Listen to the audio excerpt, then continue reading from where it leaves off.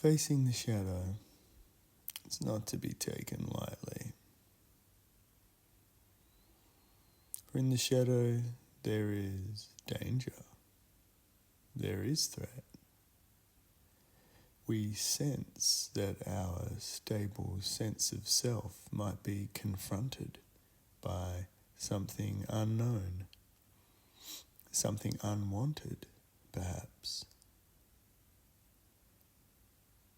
Yet, we also know that in the shadow there is gift, there is ally, there is a way of breaking free of some of our limits.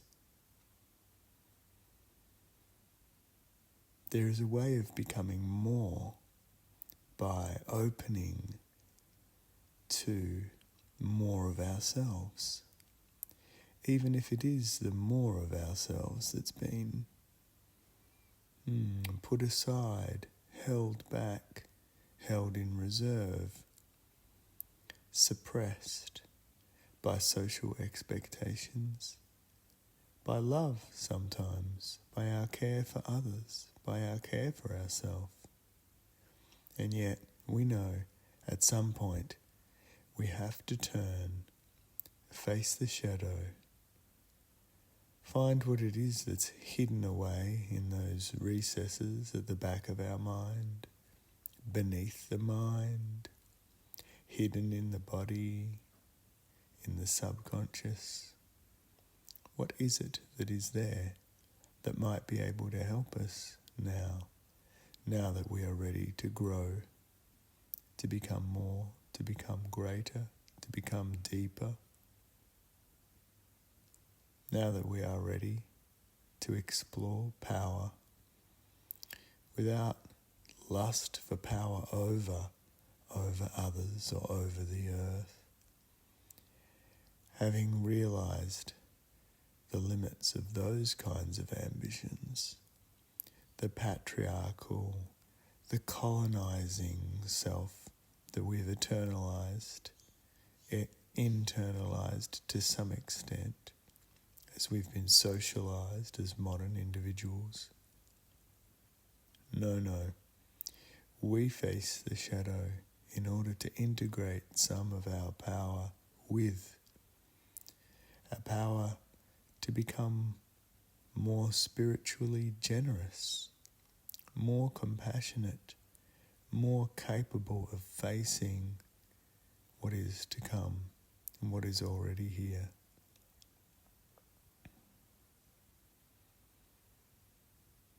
And so, with these aims in mind, we prepare to face the shadow. So we have accepted that to face the shadow can be a valuable exercise, but is not to be taken lightly. We know that there is an ally in the darkness, but also possibly a threat. So let us begin our preparations for facing the shadow. What is the possibility of this threat? It is possibly undermining our self-concept, our nice ideas of ourself. It is possibly going to undo our illusions, our complacency, our self-satisfaction. Our defenses could be undone in this process. So let's take a moment before we face the shadow to prepare. There is an extent to which we want to have our complacency challenged. We want our illusions to be dissolved, our self-satisfaction to be moderated or qualified. But there is an extent also to which all of these are aspects of a successful ego. We've learnt to navigate the world with certain defense systems, and these have been helpful. We do not want to simply ditch them overboard and face the shadow in a naive, open embrace, as if we have nothing to lose. We've gained a lot from building this ego, this identity, this personality. We've navigated the world. We've navigated between pressures of our family, our environment, our school, our upbringing, our culture, our society, our history. We've been born, this body-mind that is the me, into a social context, a political and historical context, and a geographical locale. We have built a self in order to survive. Now we would like to have that self moderated in order to flourish. As we have said, in order to become a greater, deeper, more capable, compassionate self. And to do that, we cannot simply let go of what we have become, as if there is nothing to fear. We have to maintain some stable sense of self in order to face the shadow.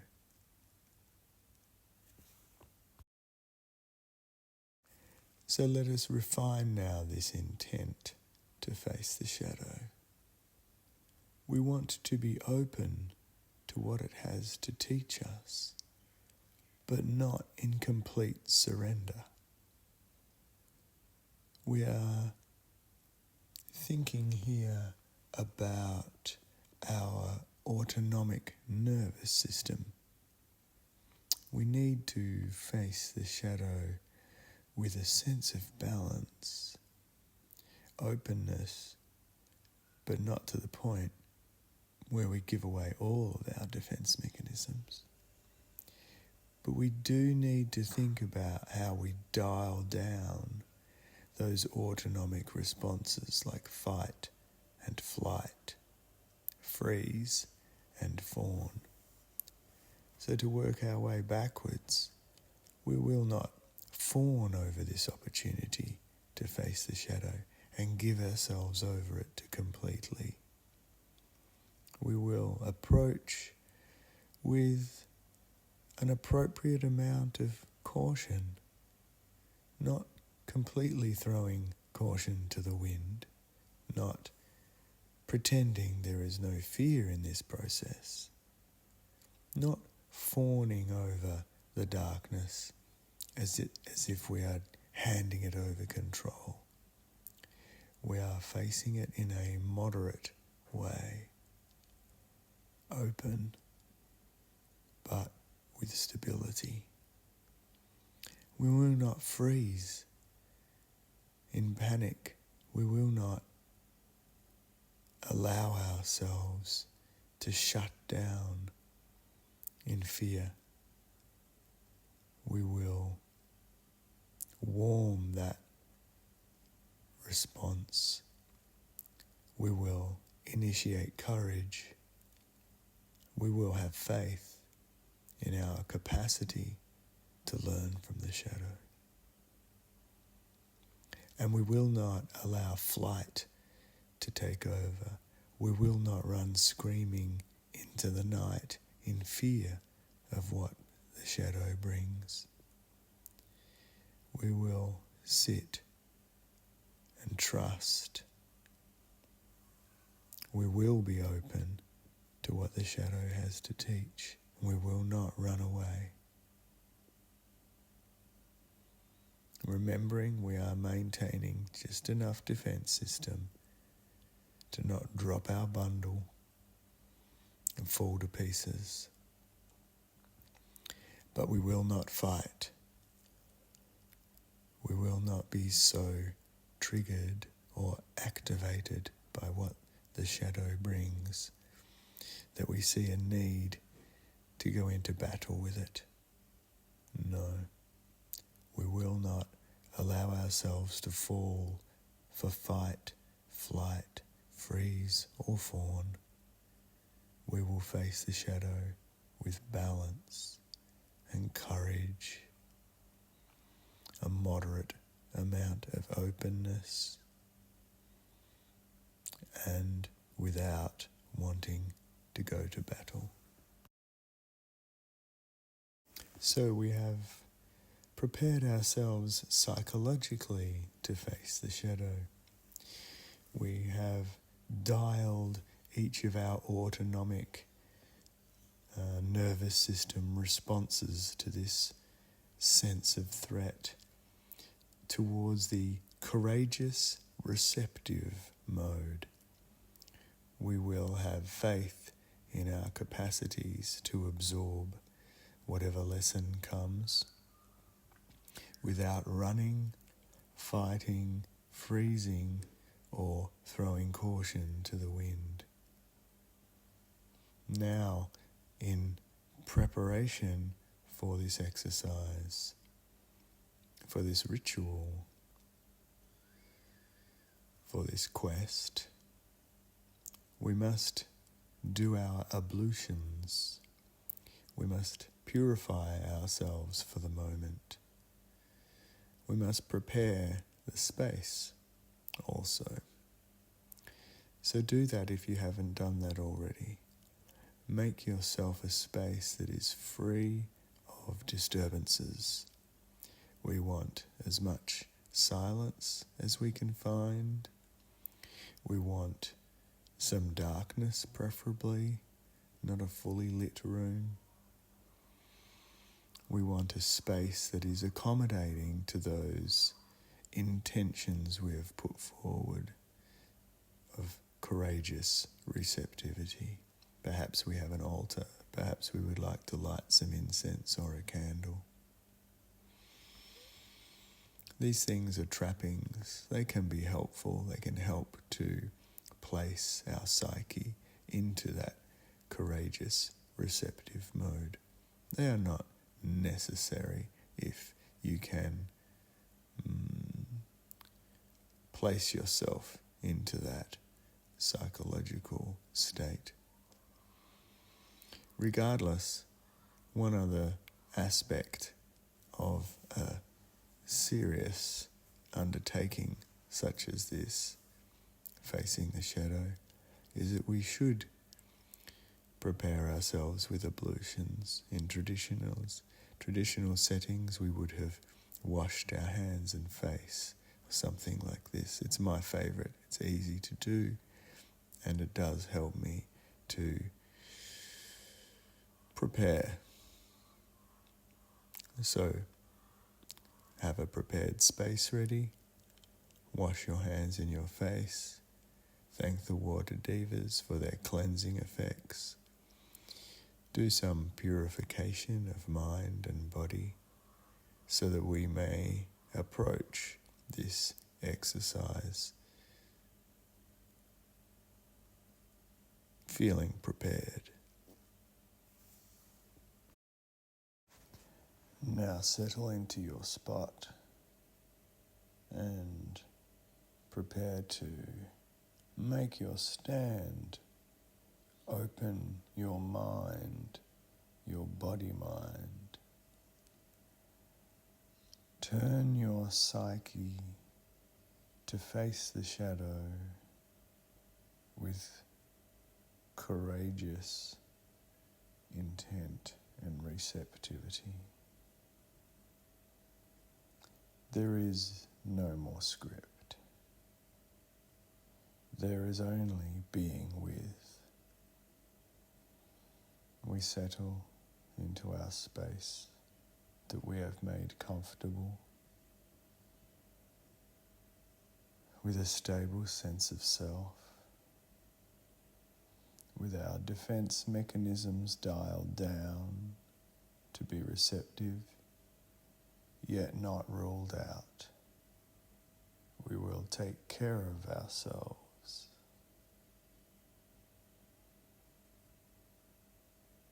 We might find our mind wanting to jump about or escape,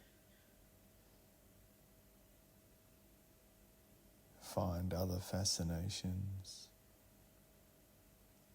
like a monkey mind reaching for a banana or wanting to play, or like our socialized mind thinking about other things, other places, other people. Let all of these things go in order to be here. Thank you, but not now, we say to other thoughts as we settle further in. We need to devote this time and space to facing the shadow. Let the lights go down.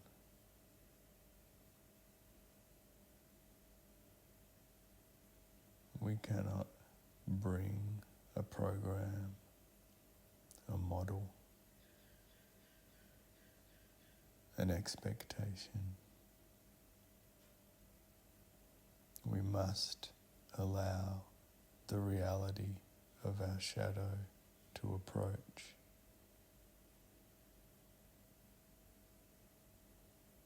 Can you see it now? What does your shadow look like?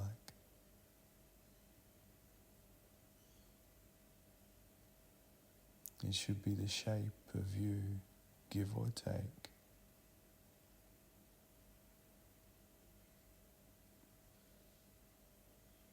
This is personal.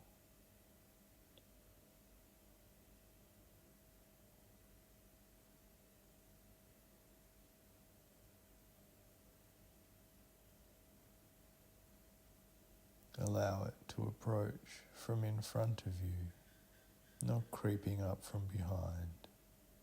Again, we maintain our stability in this space, in this process, in this ritual, in this quest.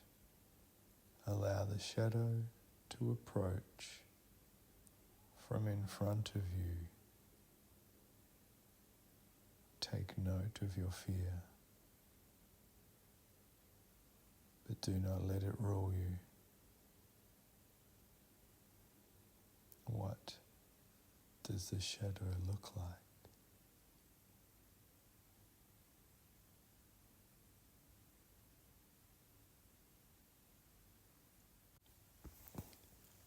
Is there a sound? What do you hear when you face the shadow? Can you ask it for what it has to teach?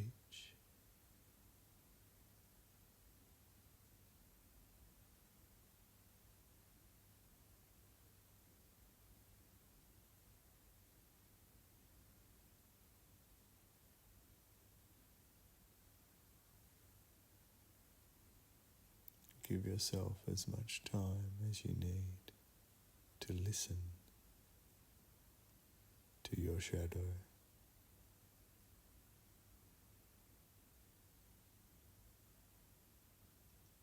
Always bringing the mind back to the here and now of this process.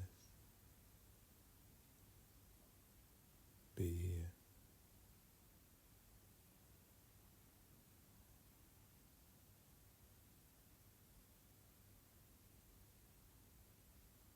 To listen to the shadow.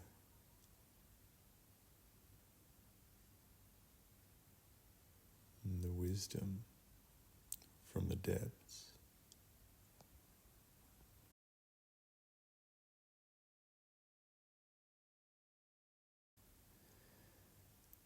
When we have our teaching,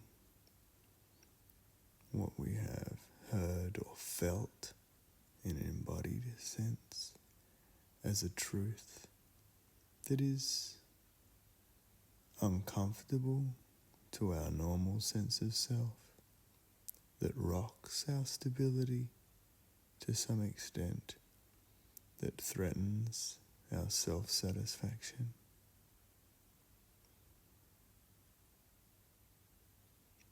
Undoes a little of our complacency. When we have our lesson, we need to give thanks. We recognize the ally in the threat. We recognize the gift behind our fear.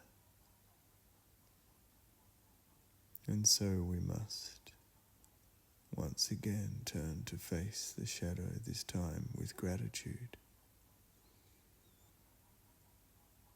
No matter how threatening it seemed or seems, no matter how uncomfortable it makes us feel, we need to give thanks for this opportunity to deepen into a greater sense of self beyond our limits. We need to say a personal thank you to our shadow. We pay it respect. We honor it for being so patient and waiting for us in the darkness until we had the strength to face it, to hear its truth.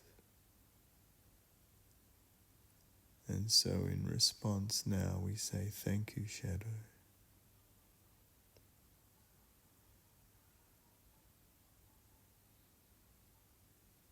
Thank you for your gift, for your teaching.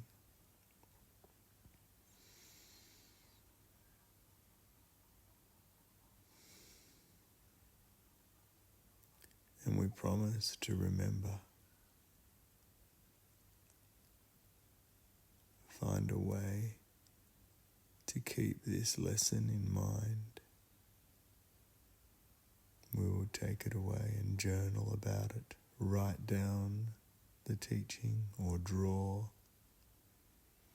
We may have been given a certain movement, a dance, a hand gesture, a posture, a prayer, a mantra, a phrase, a symbol, a sound. Take a moment to recall the lesson in a way that can be recorded or at least called upon by our waking psyche, so we do not forget and slip back into our slumber, but be awakened by this opportunity. Thank you, shadow. And that is it. Repeat when necessary. Record the teachings of your shadow in whatever way works best for you. Recall as often as possible for as long as possible until you have integrated your own wisdom from the depths. The endless wisdom of conscious awakening that arises from the earth, that falls from the stars, would draw upon the wisdom of the universe, and that small corner of it that was hidden away inside ourselves, cloaked in fear, held at arm's length in recognition of its threat. But when we dial our sense of self to stable but courageous, open but poised, we can accept the lessons of the shadow. So remember all of those initial steps of preparation, intent, ablutions, setting the space and the time, being prepared to record the outcomes. facing our shadow front on, listening to it, accepting its wisdom, and giving it thanks. Returning to this initial session as often as possible until we have digested it, until it has become a part of us. And also continuing this relationship with the shadow. Repeating this exercise, deepening, removing more of our conscious defense mechanisms, dissolving those habits of monkey mind jumping around, compartmentalizing those habits by saying thank you but not now, opening psyche to shadow, and then compartmentalizing the exercise, closing it down, giving thanks, allowing our candle or incense to be blown out or finished safely, retrieving our sense of self to navigate the world with this new wisdom, moving on greater and deeper, more spiritual generosity, more compassion for ourselves and for others, and more devotion to the spirit of awakening to all that is possible in the human psyche.